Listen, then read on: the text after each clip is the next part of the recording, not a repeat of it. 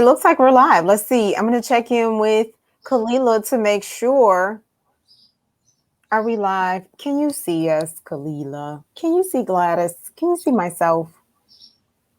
We were just talking about how talking to ourselves.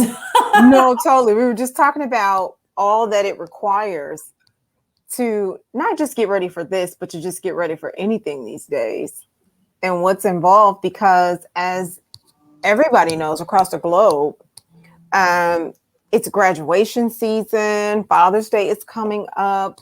It is a really busy time, and the world is open. Report card season. Report card season. Yeah, prom season. The world is opening back up and trying to attempt normalcy, right? There's a lot going on. So we were just talking about, like, both of us have your stepdaughter graduated, right? Your kindergartners graduated. Mm-hmm. And your stepdaughter graduated, and my nephew graduated yesterday from 8th grade. So it's celebration after celebration. Totally. It's been the same way this week. All this week, my middle son graduated, and I'm like, oh my gosh, my oldest, he graduated 6 years ago. So I had totally forgotten how much go. Like, yeah. It's a lot. It is. But that's why we're women. I get it. So no, totally. I'm so excited about this conversation. I'm excited about all the conversations. I say that at the beginning of every single one of them. But today, I'm like super excited because Gladys, my dear Gladys here, and I'm just going to do this informal introduction or welcome, if you will, and talk a little bit about Gladys and why I'm so excited. So Gladys and I have known each other for some time. She's long been a supporter of Imagiread and Imagiread's endeavors. And I believe that that's because our passions are aligned. We both really, really, really want to implore the magic of literacy and imagination and dreaming big and becoming your best self through education into and investing in that into our children through teaching. And I haven't really talked about it, and maybe I should at this point, because Gladys has written several books, and it's hard for me to pick my favorite because it's like they're all really my favorite, but Rubber Shoes is like my all-time favorite. That seems to be people's favorite. Well, because with the lesson that I actually created for children after they read that in terms of discussion, we always talk about how the book centers gratitude, and how gratitude is just a great attitude, But I do have it here. Look at that. Oh my God, let's see it. Look at that. Now, if you are familiar with Gladys's work, then you would know that young lady on the cover and her bowl haircut. Like, you have to know the story. Oh. Hold on, I gotta show you the picture now. No, for real, because circa 80s, we had a bowl cut like Dorothy Hamill. Do you remember her, the famous ice skater? My mom thought that was like a great look. And look at Gladys. She is adorable, but she mocks herself in her stories, and it's hilarious. Like, you would have to know whatever. It's my all-time favorite, especially to teach with, because it really does center gratitude, and it helps you to feel really, really good about imploring that in children. And so, anywho, Gladys and I have known each other for some time. We've always clicked and connected, and it's because we share, that vision, that passion, but also because we're both, children's authors, and we know how important it is for culturally responsive and authentic work to be in the marketplace, to tell those stories of what this experience is, so that our children have something to glean from. And I'm just super glad to talk to her. So, officially welcome, Gladys. Welcome. Thank you. I'm really happy to be here. I've known you for 10 years, but it's been 10 years. It's been 10 years? It's been about 10 years. I was doing numbers, and I was like, wait a minute. I'm like, it's been about 10 years, because it was around this It was. So wait, when did Pink Fire Trucks come out? I don't know, but this one says, hold on, copyright, because we teach little Totally. people about Copyright. copyright 2011. No, that's right. So that's around the same time that I was working on this water time mom. Okay. Yeah. Wow. Yeah. Wow. Okay. That's crazy. No, because it's like 10 years. Like Gladys, it feels like 2 years ago. It's Yeah. been 10 years.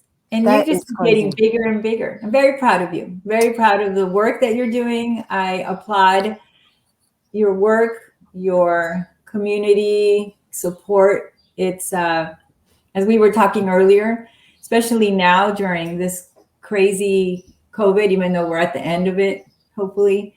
Yeah. It's been systems that are not fair and equitable to all people have been truly magnified during this time. And so, yeah, thank you. No, thank you. you. Thank you. Truthfully, you have to think this started off as, and I talked about it in the interview that you did. Okay, let's start there. See how I told you? I was like, oh, I planned it to go this way, but I'm not going to follow those rules. Let's start here. So it just so happened, and Gladys and I both are big fans of, there is no such thing as coincidence, right? But it just so happened that she reached out to me and was like, hey, Tiff, I think I want to talk about getting more books to kids who need them. And I was like, absolutely. But it's so timely that, you're reaching out because we are in the midst of growing on purpose. So you said two things about how it's magnified now. And again, the full circle and the reaching out blends into how things are magnified right now. This is a long time. We've been doing this for 10 years. I've been doing it for a little over 11 under Imagiread, but I'd previously done it in other capacities and other projects. So, man, so let's just go there. Let's start with the interview. When you reached out to me and your thoughts, like what were you seeing, hearing, feeling that made you want to do that with all that you've witnessed? So again, coming from a place of privilege, because this pandemic has just reminded me again how privileged I am right now in the situation that I am, because I have a home, and I've talked, even though I've been living my best life because I'm at home, I'm safe at home, I have food, I have a job. My mother has been taking care of my 3-year-old. So while I have been teaching kindergarten via Zoom, the challenges have been more technology because I'm learning. That has all been new to me. But in terms of like my emotional well-being and safety, I'm taken care of. Mm-hmm. My mom's still, I'm 47 years old. My mommy is still taking care of me. Yeah. As like the matriarch of the family. Totally. And being on Zoom with my families, some families had it a lot harder than others. And it was just obvious, parents losing a job, mm-hmm. families losing a home, mm-hmm. Life, there was loss, there was a lot of loss. And so I have been just eternally grateful and moved how resilient we are, and how it, like stepping up and being part of a community and doing your part, whether in big actions or, as we were talking about earlier, I can't be out there making big things, but in my own small little way, I try to center myself every morning before I got on my Google Meet with my little people, my kindergartners, and I'd ask, like, what, God, universe, like, give me the wisdom to lead my little pack, my little tribe, and let me be like a vessel of helping and teaching and learning.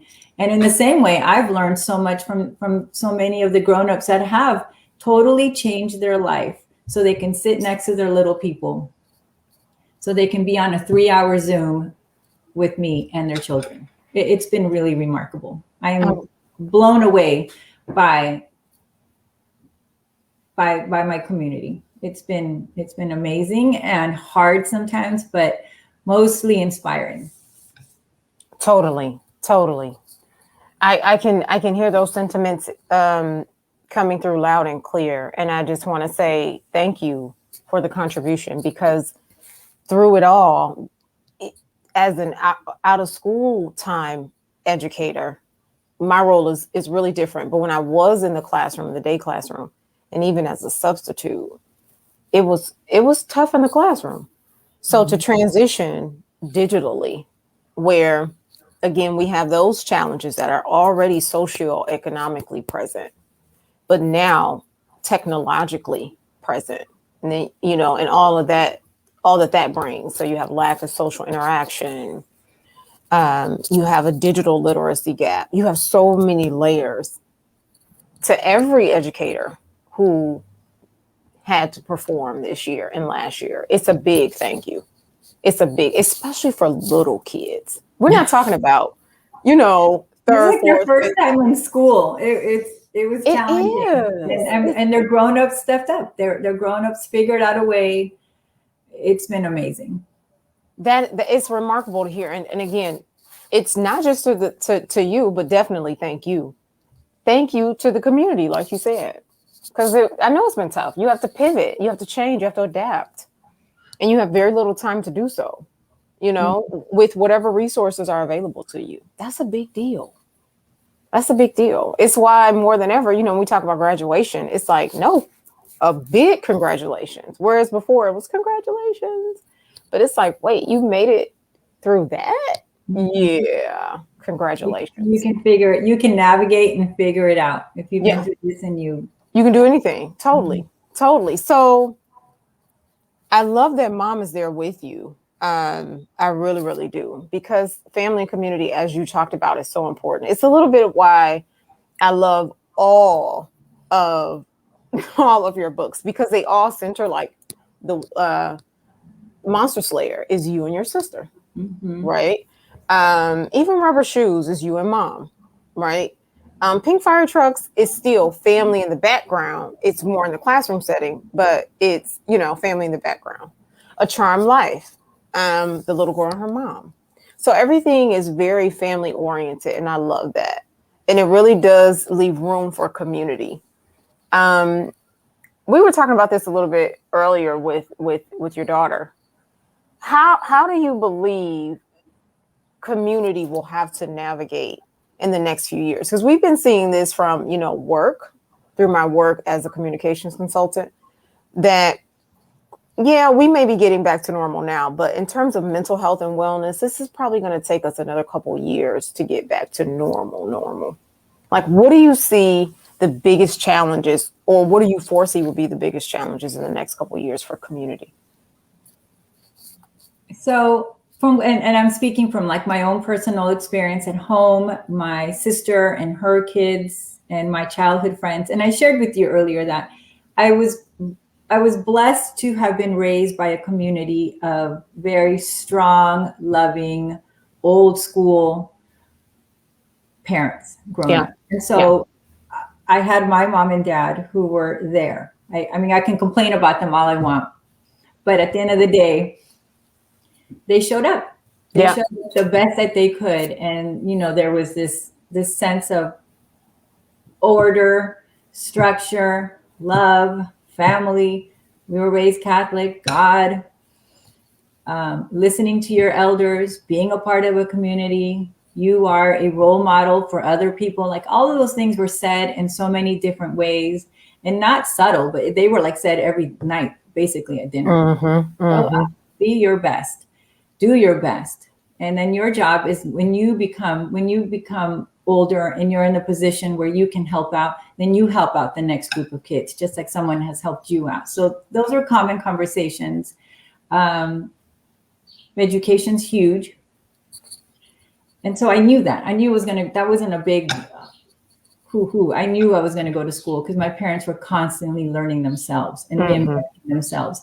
So, and likewise, the friends that I did have, their parents were the same too, which is like why they found each other, right? Like you and I were saying, we found each other because we have the same passions. Totally. So these group of parents were like, all right, I came from another country. I see you. And I'm not saying they were the same, but they had that basic set of values. And so when I would go to their house, we literally would grow. It was like they were at our house one weekend, and then we were like a pack. There were like 10 of us. Mm-hmm. Yeah, so imagine every 6 weeks you had these 10 kids come to your house. You had to feed them, you had to entertain them. Totally. And then we also had a lecture. I went to go see In the Heights on Friday with my childhood friends. Oh, nice. So good. But that's exactly what we're talking about. Community. It's right there. Yeah. That movie, there it is. And so my friend said, do you remember my mom would always be, every time she came over and we would go out, she'd be like, fundamento, like your foundation, remember your foundation. And I'm like, your mom had us in check too. Like there was a group of families and a group of grownups who were watching out for us all day long.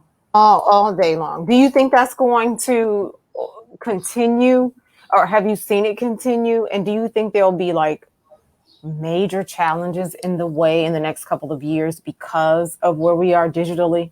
Like, what do you think? How do you think that will change, if at all? I think, well, yesterday we were at my sister's house celebrating her 8th grader. And again, our childhood friends were all each other's godmamas and stuff. I think so long we have to make a conscious effort to limit the technology and spend time together. I think it's a conscious effort. So we as humans have to say, I'm going to go connect. I'm going to go connect with you. I'm going to spend time with you. I'm going to teach you about me. I want to learn about you. We're going to go learn. Hi, buddy. Mind you, he's like, Mom, he did just what Elisa just I know. did. You know, it's pay attention to me baby. Right now. Who cares what else you're doing? We're live, sweetheart. You are all over the internet. I love it. Okay. You need to be all. Hi, baby. So yeah, it's a concerted effort. And I think that I like to think that this time when people couldn't see their families, I like to think that people had a spot in their heart where they're like, I've been missing out on that. Yeah, totally. And I like to think, so maybe I like to think that people are going to be more mindful and more aware of how important it is to maintain those relationships. Yeah, I can see that.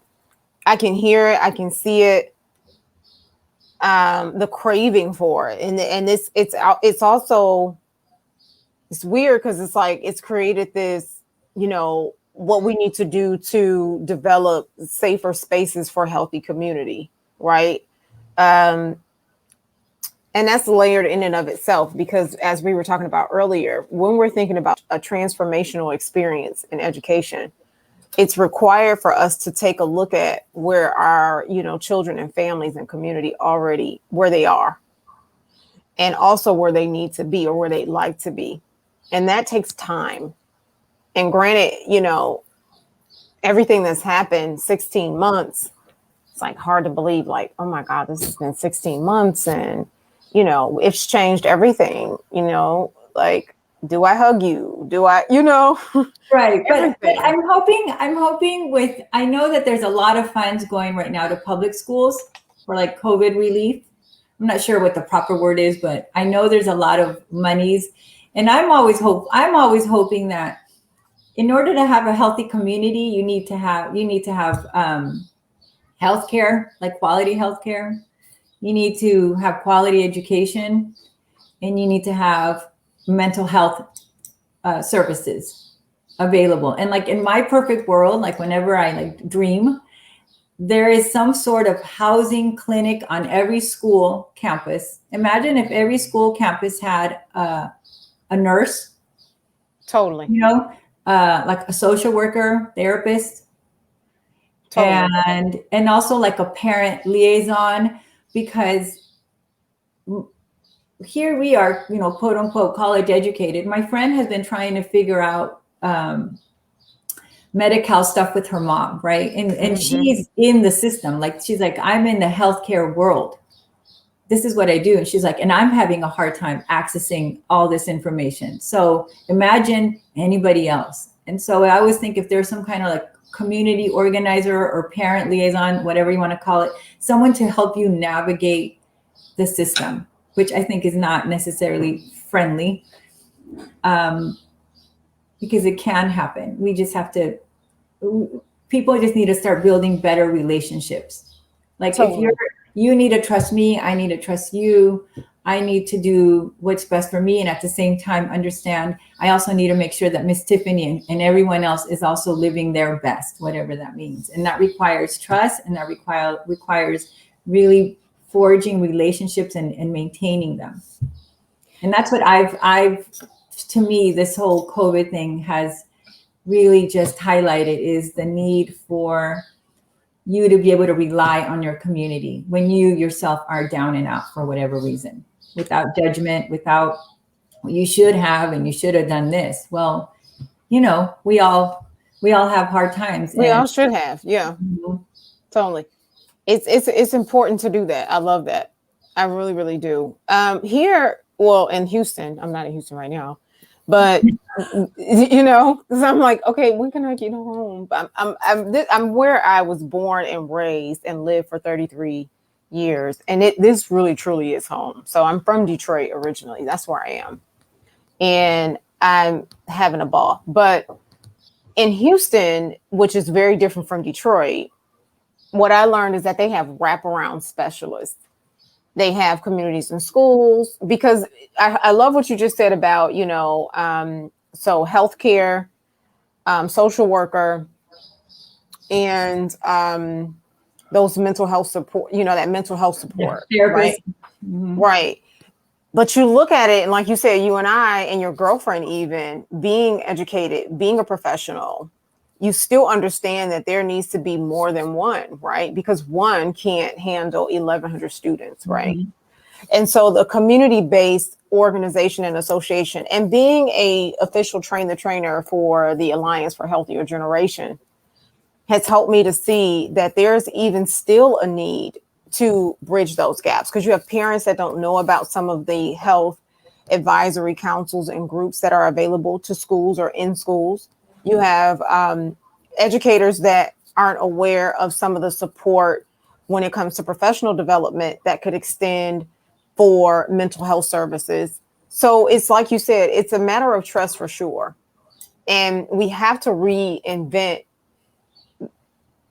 what I believe the way we are trusting each other. And that's what social emotional learning, I believe, was designed to do. But it's to me, it feels like a commodity nowadays. Like everybody's talking about it, and it's not a talk about thing, it's a do thing.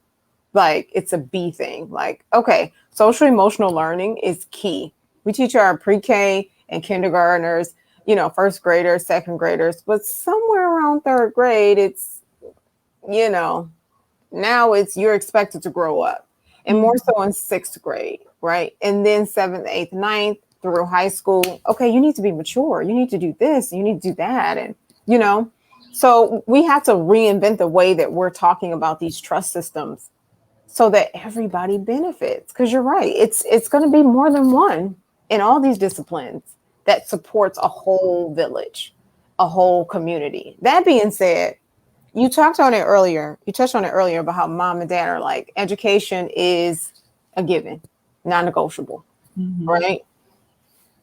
And we've also talked about like some of your immediate and long-term plans for the classroom. You've been teaching kindergarten for how long? So in July, I start my 25th year teaching. 25 years, Gladys? Are you joking? No, it's been a long time. 25 years? July. Did your baby want to say hi again? No. So my cousin, so I'm actually staying with my cousin who I grew up with.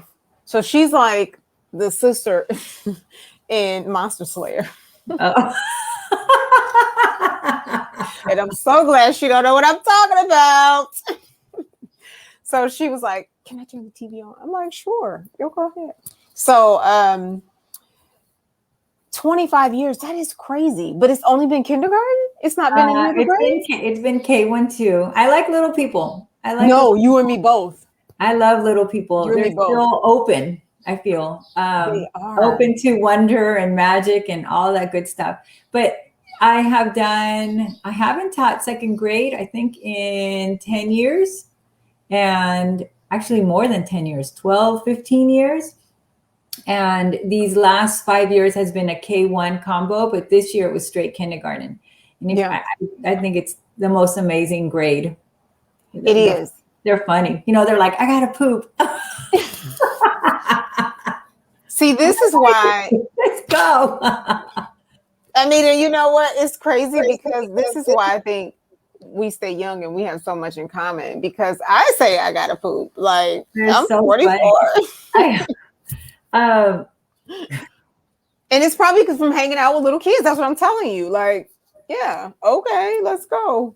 They're just honest. Yeah, I prefer kindergarten and first grade, but more so kindergarten, because I feel like that wonder gets lost, especially now with like social media. I'm like, no kid should be on social media, but that's just my opinion. Totally. The sense of wonder that kids have, like, I'm a mermaid. Mm-hmm. That you are. Yes, I am. I am a mermaid, and at nighttime I go swimming in the ocean. And when it's time for me to come back, my mom gets a big old shell and goes, woo, and I can hear her in the deep blue sea. And I'm like, oh, I gotta go. And I say bye to my mermaid friends, and I come back. And during the day, I live on land. Totally. So they're like, yeah. And when we talk about your pocket full of wishes, because, you know, I have a pocket full of wishes, you have a pocket full of wishes. You got to move, like we do, like yoga movement, and I'm like, you got to move your body. You got to send magic to your pocket full of wishes. You got to say it out loud, which is like this one. Oh, so I was waiting to get to that one. I was waiting.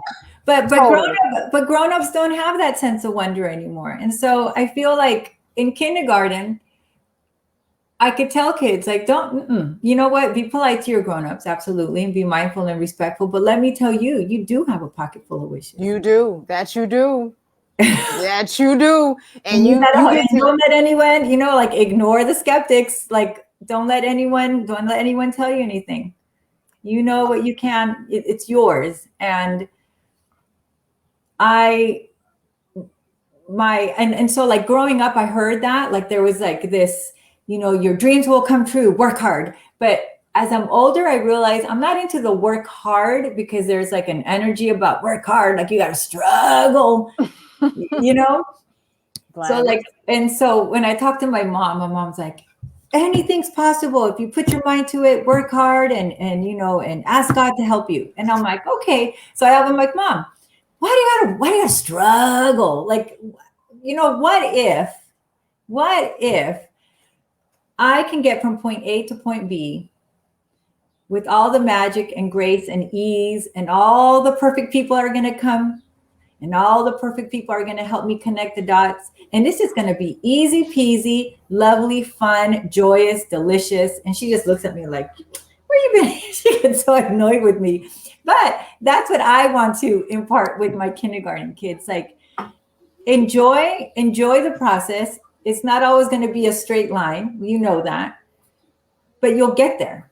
I promise you, you'll get there. So let's talk about this, Gladys. I'm sorry. See how we are way around the block now. We are not on task. I don't even know where you want me to be. No, for real. I'm like, see what I mean? Let's talk about this. Let's talk about transformational education and using practices such as, you know, and beliefs, and instilling in our children very early, centering mindfulness and creativity and dreaming, because it's very real, right? Converging, you know, how we ground for, you know, safe creativity, safe innovation. Let's talk about it, because let me tell you, I have people, tons of people, who believe that not only my parenting practices are radical, but my educational practices are too spiritual and radical. And I happen to believe, just as you, that at the end of the day, what we're talking about is inspiring children to love to learn so that they can create their best absolute life. And it's their life, not what you know what I mean? Because, hey, I'm a kindergarten teacher. Why are you a kindergarten teacher? What's the point of going to school if you're just going to be a kindergarten teacher? What do you mean, just a kindergarten teacher? That's what people say. You don't even make that money. Okay, really, if we're being honest, no teachers do. You got men that kick around a ball on a field that make 5 billion times more than me. However, but when I say to them, it's what brings me joy. I agree. And I have enough. I'm taken care of. I have enough. Somehow I have always had enough, and I will always have enough. Yeah. Yeah. But this is what brings me joy. Is totally. Working with little people. Totally. Irie is joining us from the UK and Wales. We interviewed her, another very dear friend and colleague. She and I talk about this all the time. She has a series coming out. It's called The Flitlets. It's a very diverse and inclusive reading system. And it's actually being re-released because it was released via Apple years ago. It's been recognized and awarded like crazy. Like, I think like, wow, I know some really smart people. Like, that's nice. But she's joining us and she's saying, you know, she's seconding that imagination is the key to making everything fun. And when we're talking about, you know, being a kindergarten teacher and doing these things and centering joy, it's not it's not something that's passive. It's active. It's everything that we do is contingent upon the examples we are, especially when we're talking about early childhood. Look at this. Every morning. Can you see this? Every morning. Trust the magic of new beginnings. Every morning. Every morning. I love it. As I log on, I close my eyes. I look at that and I'm like, all right, let's do this. And it's a mindful practice. Some days are better than other days. I'm not going to lie. Oops.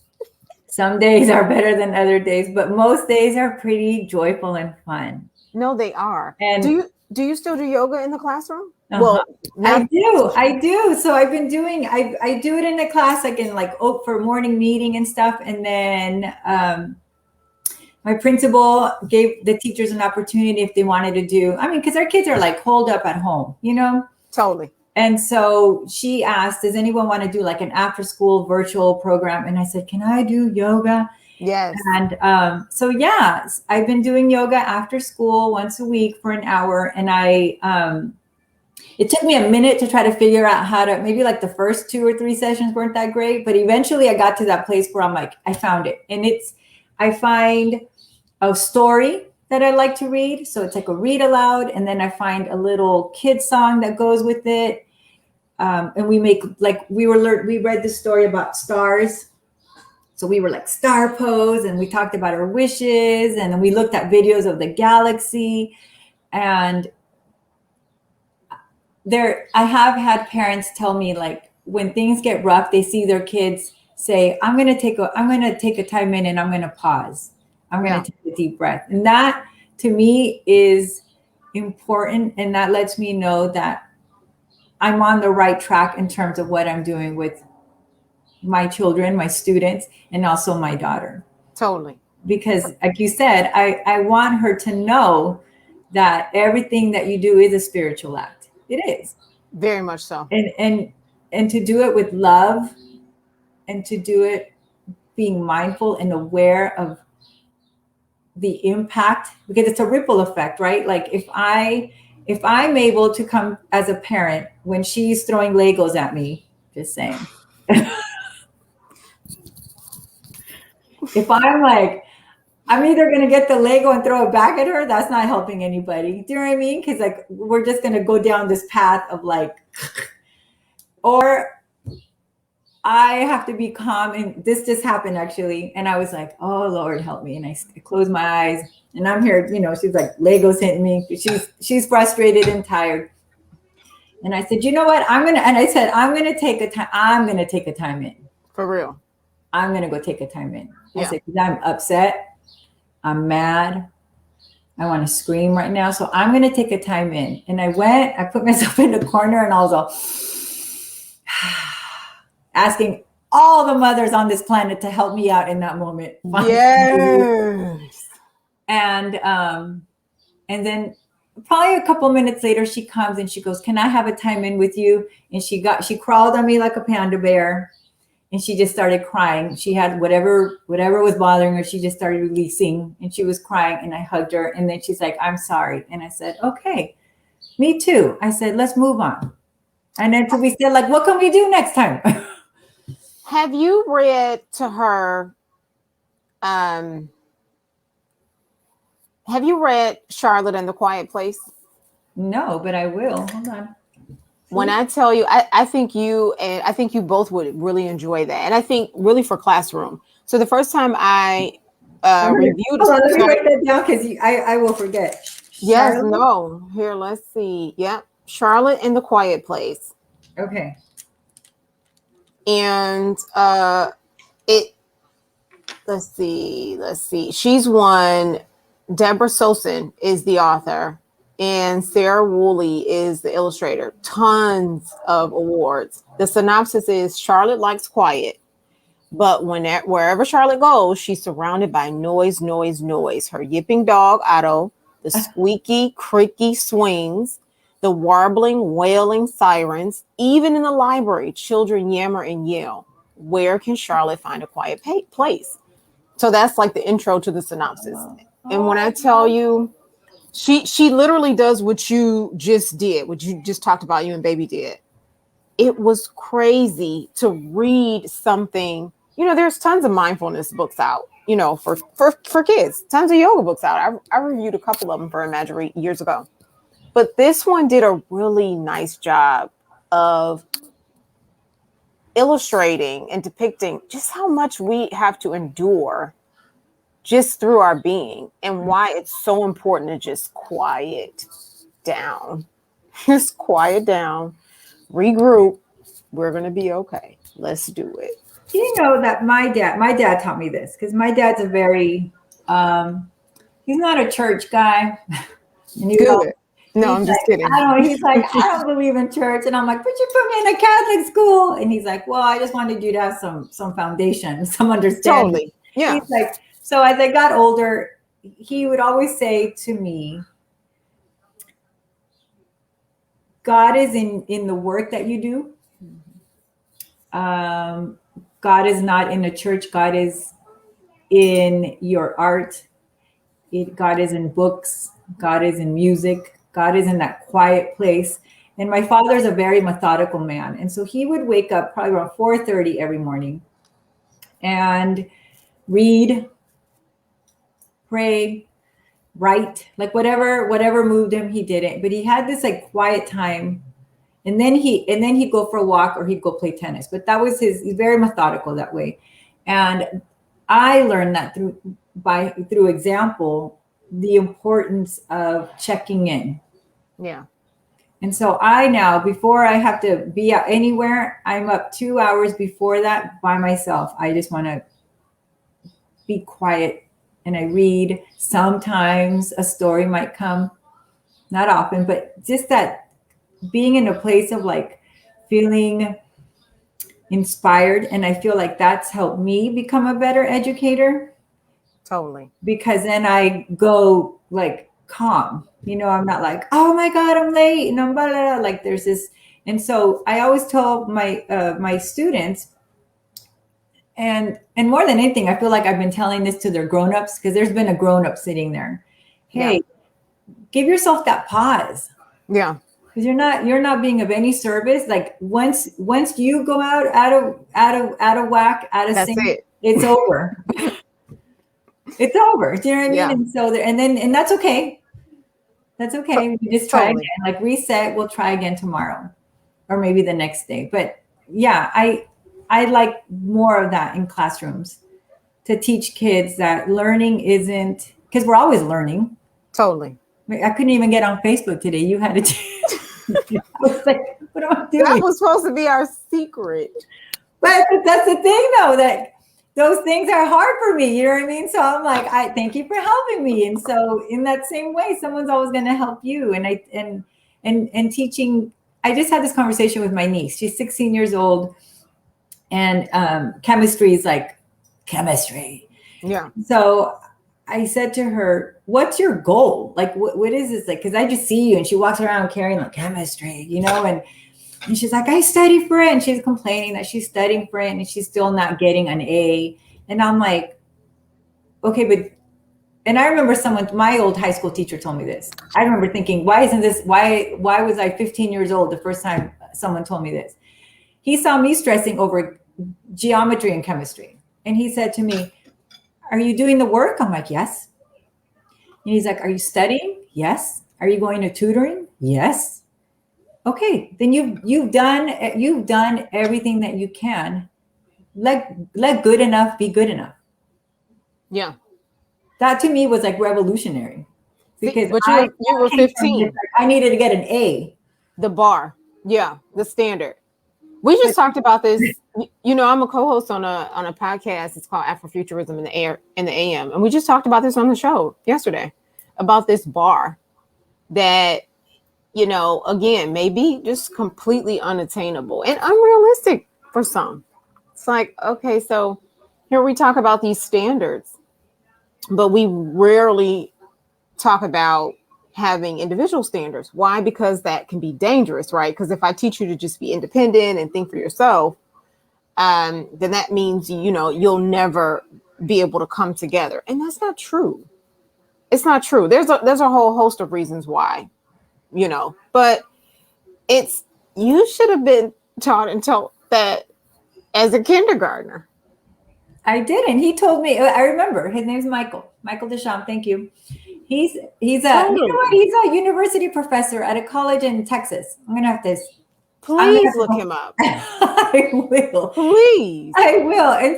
And I remember he said it, and he probably doesn't remember, but I remember. And he said, because, I'm trying to get straight A's, but everything else was I could get the A's in reading and writing. That I could, and I did. But that chemistry, it was hard. And as much as I tried, I was like 77%, 76%. And to me, it was like the end of the world. And he said, then he asked, are you going to go into medicine or the sciences? I was like, no. And he goes, just get it. Just do your best. Crazy you say that. See, we have 17 minutes, and see what I mean? Oh my gosh. This is part of why this is an ongoing conversation, why we developed the whole Meet the Author series, because what we're talking about is reimagining education for the whole child, right? And what that looks like, what that feels like, what's involved. Are we there? Are we close? When are we going to get there, kind of thing? But there's so many questions. And I love that we're talking about this because education is changing. It's changing right now. We thought we were entering, what we call post-digital, right? And COVID threw us right back in. Mm-hmm. So now, like you said, we have kindergartners, first graders. We already had children constantly on devices, right? And we know, neurologically what that does. So now we're learning, with these systems. And we still have to find the time to do what you just said. Like, hey, you have to do your best. But what's your best? Let's start there. Mm-hmm. Are you present? Are you able to show up? Are you hiding? Are you invisible? Okay, if you've read any of Gladys, any of her books, then you know what being invisible is like. Are you invisible right now? Asking these questions from a very young age, because like your niece, it's baby girl, don't stress. Mm-hmm. You have a billion things to stress about at 16. You do. You have a billion. Like, I look back on it, how we sometimes say, like, as parents, it's like, oh, you wouldn't want to trade places. Some of the things that we say, in haste to kids, or some of the things that kids have told me that they've heard. And it's like, no, they have a lot going on. And we expect them to be perfect at school. Because, we're perfectly imperfect. And the other thing, going back to my niece, which is you said that we do the social emotional K1, 2, maybe third grade. And it's forever. Totally. It's life. It's life. It's your work. I I heard her say, she said, I'm going to use you. She's like, well, Tiffany doesn't even study that much. And she got a 90% something, you know? And I'm like, you just compare yourself to someone else? Yeah. I said, who cares what Tiffany? Yay, Tiffany. Like, I'm going to celebrate. But who cares? Who cares? Because this is your journey. And like in yoga, they're always like, be present on the mat. First of all, you got to get on the mat. Because it's not even about the moves, you know, that's this part, but it's just being mindful and present. Like, this is how I'm feeling. Let me check in with myself and stop looking at someone else's map. Oh, see, the people who haven't done someone else's journey like this, and nobody knows your journey other than you, and you might not even know your own journey if you're too busy looking at someone else's journey. I'm just saying. Why are you watching my journey? Let me tell you something, Gladys. It's so true. And, you know, again, sharing that Eastern philosophy of mindfulness and centering it is so true. When people tell you they can't meditate, like I said, I cringe. Yoga is no punk. I'm sorry. Yoga forces you. If you are deeply in tune, you have to be on the mat and you feel what you're supposed to feel. But that's only in it. You have to connect with self. And again, if we're not teaching that very early, who are you? What expectations have you set for yourself? Mm-hmm. Right? What expectations, like, how do you want to show up? And what do you want to radiate? How are you grounded?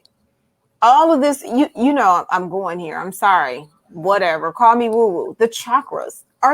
Where are you? Where are you right now? Right? These Vedic sciences, they're relative and they need to be centered in the classroom, not by name per se, but instilling these beliefs very early that there is no competition. I know the world may make you think that there is competition, but there is no competition. You're competing with you and how well you want to be. And this isn't about doing the work. It's about doing the work well. I say that all the time to my kids. I say it on my team. Like, this isn't about just doing the work, because we can do sloppy work. Yeah, that's easy. But it's about doing the work well. What do you need to do that? Who do you need to become to do that? And that's what we need to continuously talk about, which to me goes back to these transformational experiences in education, leading through creativity, innovation, and design, and actually really creating this world that we want to see. And that's the kind of education that I think is going to benefit whole children, whole communities, whole schools for decades over. You know, we need that. I don't believe we can continue to do without that. Like, I don't see it. If there's anything that I can, to my students, my kids at school, my daughter, the little people in my family, is, and my dad, and it's funny because my parents did what they could, but my mom, they would always, and my dad would use that word, work hard. And I remember being like, I'm gonna work hard. Well, sometimes I worked hard and I still wasn't getting to where I thought I should be. And Tell me about that it. has had me so now, like I mentioned earlier, I have a pause on that word, work hard. But so when I do say work hard based on your ability in that moment that you feel good about. Like, I did my best, and maybe you don't like it, but I'm like really happy with what I did. Totally good. And I want my daughter to know that she matters just like everybody else. There's no competition. No one's going to take anything from her. Like, the world is hers. Totally. And that by learning about yourself, then you can learn about other people. And then you can start, like, all these like really cool coincidences happen, but nothing's a coincidence, you know? At all. It's like magic. Like, I could not have made this up. I thought, remember I told you for 3 months, I was like, I got to call Miss Tiffany. I got to call Miss Tiffany. Yeah. Every day there was like the whisper when I was in my quiet, Miss Tiffany. And I'd be like, okay, but hold on, let me finish this. Right. Like, she'll be there. I'll catch up with you. Finally, the whisper was like, call Miss Tiffany. And I reached out to you, and here we are. And it was like, it's been perfect. It's been amazing. I love that, again, that we're saying that, because and instilling that in her. And I know you can relate to this because we're going to get into this. We have 9 minutes left, which is so unfair. Time is so unfair. It's so unfair. It's like, really, you just keep ticking. I had plans. So, when we think about, what you just said that you're instilling in her, which I love, it comes back to, her knowing that she is the author of her own story. And when you said how, we become our best selves and we're able to better relate to ourselves and others, I've always believed that one very important element is absolutely necessary in his stories, because it's all we have. So I want to talk about your work, because again, when I say love, like all of your work, Gladys, like, again, I'm biased. I'll admit, I don't care, whatever. Like, I have certain authors that just happen to be acquaintances and friends that I'm like, oh my God, you have a new book? Yes, whatever I need to do. Let's talk about just that storyline, along that storyline with A Charmed Life. You showed it a second ago. I want you to show it again. Here we are. Oh my God. This book, I told you I teach figurative and literal. Like, I teach so many things with it. And I couldn't find my exercises for it. And I'm going to have to go back and look, because I've cleaned up my Mac for the billionth time. And I'm like, where are my files? But I definitely have something for rubber shoes and pink fire truck. So I'm going to I'm going to actually give all that stuff away, because I want everybody on the planet to have every single book that Gladys has written. But let's talk about A Charmed Life. What was your inspiration? So my mom, when my parents got divorced, my mom started cleaning houses yet again. I mean, she cleaned houses when she first came here from El Salvador, and then, didn't need to. But then after the divorce, she started cleaning houses again. And so we would go with her on Saturdays, and I hated going. Oh, we can tell. And so my mom was like, you know what? Nothing wrong with an honest job. And so of course, when you're like, well, I'm not going to clean houses, right? And she'd be like, mm-hmm. She's like, you don't know what life is going to happen. You do not know. Right. You might have to come down off that high horse, boo. Yeah. You have no idea. Because you know what? I'm going to teach. And she did. She taught us how to clean a house. I could clean a house like you have no idea. Totally. And I enjoy it now. Now I like cleaning. Me too. Oh my gosh. It makes me happy. Feel like I'm like cleaning up my vibration when I'm cleaning. So but my mom, I got laid off a while ago.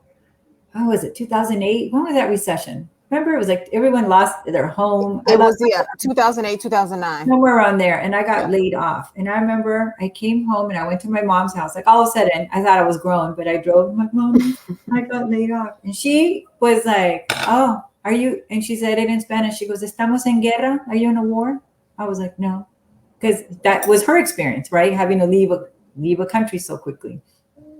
And I said, no. And she said, you know what? Up the hill, you can get a job cleaning till you figure it out. And that was that. So that was the beginning of my mom, just like a bunch of other moms who in the struggle figure it out. They adapt.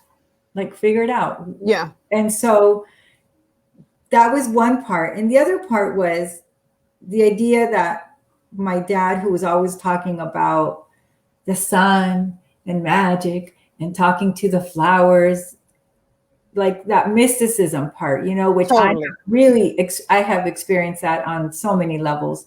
It's real. So when in the story, when she's saying,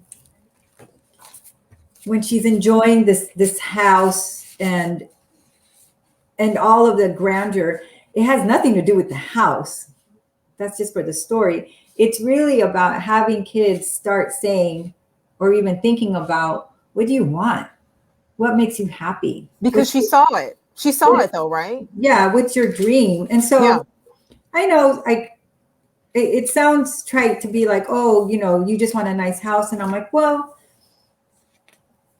what's wrong with wanting a nice house? Ding, Gladys. It doesn't make me any less of a social activist to want a nice house. The end. Because I need a place to comfortably rest. I deserve that. as much as I do for myself, my family, and my community. We deserve that. Yeah. And so that's the whole, and then I'm going to show you because I love this page. Hold on. Oh my God. That is the page. I don't even know how I'm doing it here. So you are. I used to collect charm bracelets, and my friends were always like, add a charm, and just slowly but surely things have come to my life, and I've been able to experience big things and small things. And I feel, and I know, I'm not going to say I feel, I know it's because I've cultivated this sense of gratitude for where I am and what I have. I don't take things for granted. I don't take people for granted. I try not to. Maybe I do sometimes. Listen, me and you both. It's tricky because you do at the end of the day and at the rising, gratitude again is centered.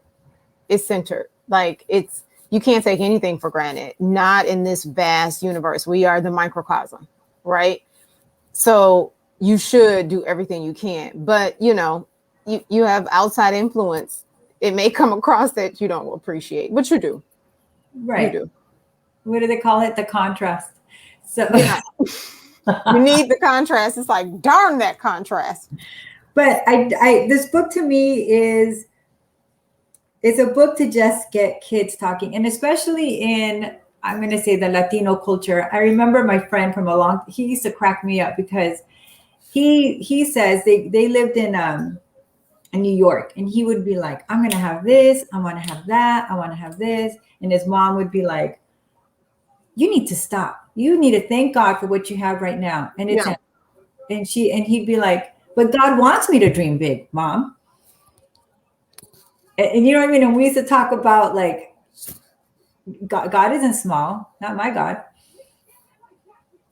See, Gladys. And do you know what I mean? And that, I totally know what you mean. You ruffle all kinds of feathers when you say that to certain people. I know you totally do. You totally do. I say all the time to it's like, but you promised me. You said I could have whatever I want. My tia Tere, rest in peace. She passed away 2 years ago on Ash Wednesday, as appropriate. And so when I was in college, she lived up in San Francisco, and my sister was at Cal. We used to see her all the time. And when we used to go to her house, we knew that we would end up cleaning a fan. Like, she always had us clean something. And if we're old school, we'd be like, yes, ma'am. And so we did. We moved her couches. We cooked. We did whatever she wanted us to do. And then we would sit with her. Yeah. And so then she'd say, we'd go buy food and bring it back. And she's like, how's school? How's school? And she was so proud of us that we were in school because she didn't get the opportunity. She's like, I couldn't go to school. I was the oldest sister. I had to help out and I had to work. Yeah. So she loved the fact that we were going to school.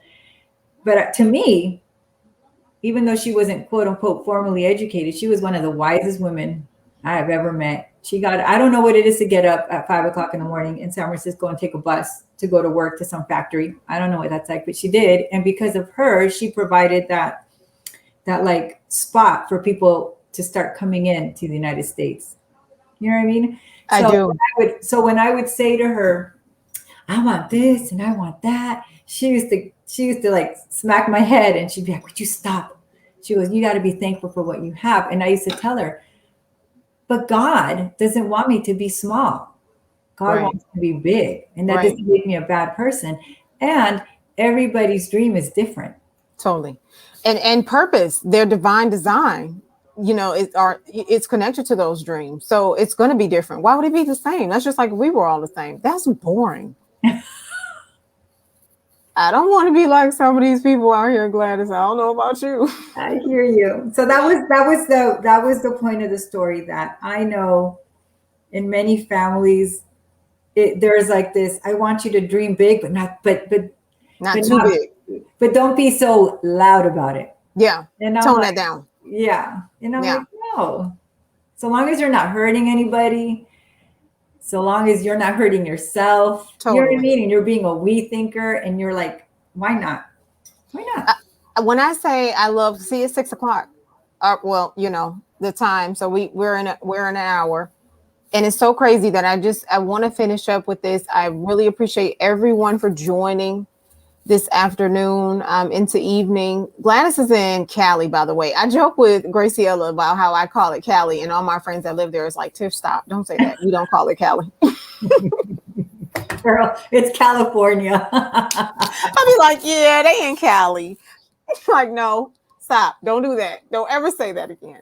But I'm so appreciative because it's actually, what, 2:00 by this time now?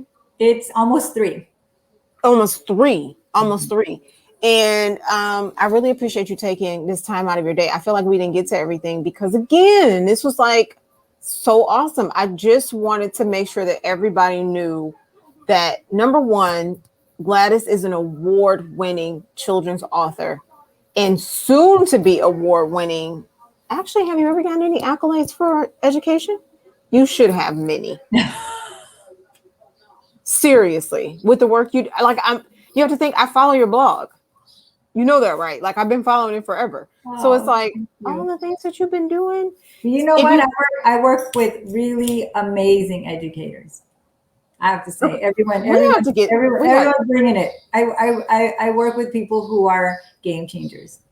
Okay, that's great. And it is, but that don't have nothing to do with Gladys. We got to get Gladys some awards. Like, that's wonderful. No, for real. We got to get you some awards because your vision, transformational, you're talking about centering self, everything that is, again, required for a reimagined whole child experience. It's the only way we can get to whole school and whole communities. If everybody is healthy, everybody is participating. We are doing something super, super special, and I'm so glad. Like, Gladys just talked about a charmed life, which is so good. I'm going to find those files because I really want children and parents and community organizers to engage in the activities, because the story needs to, all of your stories, but a charmed life, you know, for this moment, it's a big deal story. It is. And it really talks about the need to inspire grown-ups to dream bigger and not stifle the dreams of little people, right? And how, you know, another grown-up will come along and be like, oh, wait a minute, you want some lemonade and some cookies? You know, not in a predatory way, because there's so much going on with our babies, right? But yeah, you're entitled to dream big, right?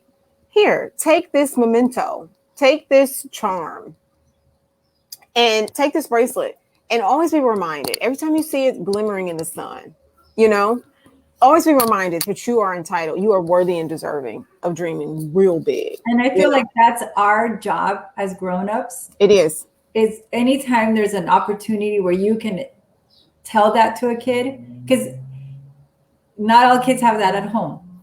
Totally. I already know. This is what we're talking about, community. And so that's our obligation to our community, is to let kids know, you too deserve this. You too can have this. You too are part of this dream. Like, yeah, you matter. You're writing your own story, and someday possibly someone's going to read it and also be inspired. Do it. Okay, so we're going to do something super, super special. I'm going to announce it. Maybe I'm going to announce it this week. I'll just put it that way. But we're going to do yet another giveaway. I'm so grateful. We've hosted 4 giveaways in the last year. So it's time for us to do another one. And what I need individuals to do, and I'll just tell you briefly, you have to sign up for Gladys's blog and follow her on Facebook, Twitter, and you'll automatically be entered. But I'll tell everybody what I'm giving away this week. But I'm so excited that we're 6 months in. Like, this is our 6th Meet the Author, and you're the guest. So I'm like, yeah, I got to do something special. This was great. I feel like we didn't talk about everything, but we talked about enough. Next time. Totally. I'm like, Gladys, you got to come back. Next. Totally. Crossed, maybe when I'm going to have another story. There's like one percolating in there. So I'm sure there are tons percolating in there. Don't try to downplay it. So thank you so much, my dear, for joining us. I'm so looking forward to seeing, like you talked about being in school. Like, I can't wait to hear about this new strategy. Like, Gladys is working on some cool things, ladies and gentlemen. That's why I want you to follow her. She's working on some cool things for education and education for our babies. And I'm super excited about them. Yeah, super excited about them. So thank you again. I'm going to do a post blog. I already did a pre-blog. You did a blog. Like, we've just been blogging and talking, and this conversation continues. You know, it does. So again, thank you to everybody for joining. Be sure to follow us on Facebook, Instagram at Imagiread, Twitter as well. We just don't tweet as much. We're doing the work. And then finding quiet places. It's hard to, like, you know, do it all. So yeah, follow us if you want. But thank you all, and thank you, my dear, for joining this evening, this afternoon. Kiss the baby and tell Abuelita I said thank you. Kiss your brain. Yes, indeed. Oh, I love that. I love that. All righty. Well, bye, everybody. Bye. Thank you so much.